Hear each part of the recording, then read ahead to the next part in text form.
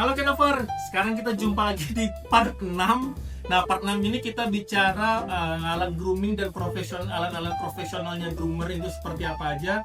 Kita bahas ya. Oke, Kenover. Nah, di tempat yang groomingnya itu yang premium atau yang levelnya yang bagus, itu peralatannya pasti lengkap dan bersih dan higienitas. Nah, contohnya nih, alat-alatnya nih.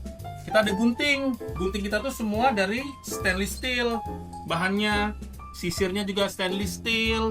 Nah, sisirnya juga macam-macam jenisnya, bentuknya. Nah, ini fungsinya untuk penguraian, nah ini untuk perapian. Nah, ini kemudian alat berikutnya itu kita ada blower.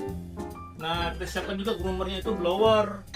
Nah, blowernya ini bisa suhu panas, suhu dingin. Untuk kepala kita menggunakan suhu panas, untuk badan kita menggunakan suhu dingin.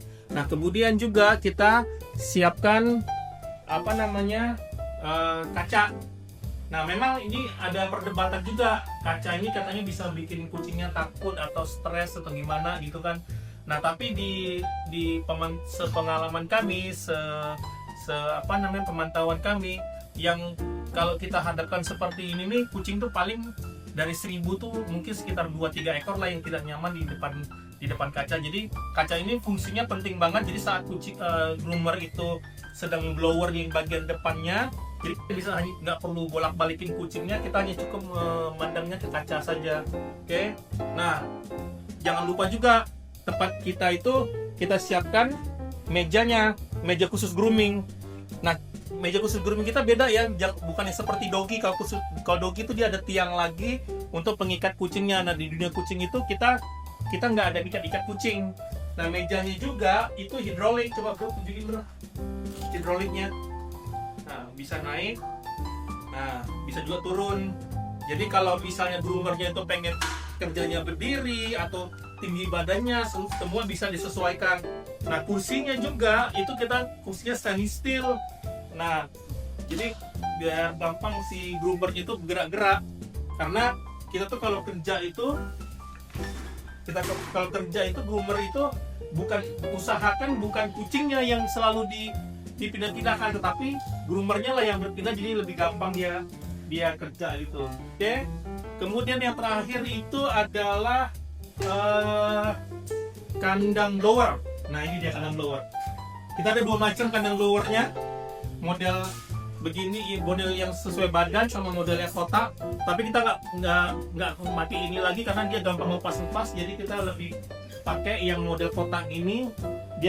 Dan cari ukuran yang kecil supaya kucingnya nggak banyak bergerak saat di blower. Oke, kalau keluar pastikan juga lampu penerangan ruangannya harus terang, pakai lampu putih, wajib itu. Jadi semuanya itu bisa kelihatan, kerja kucingnya itu bisa kelihatan, masalah-masalah kucingnya juga bisa kelihatan.